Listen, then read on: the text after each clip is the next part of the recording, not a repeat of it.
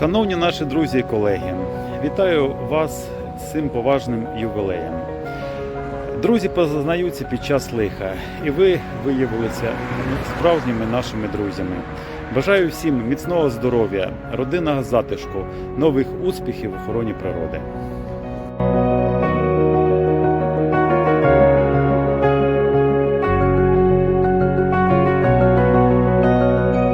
Вітаємо з 25-річчям.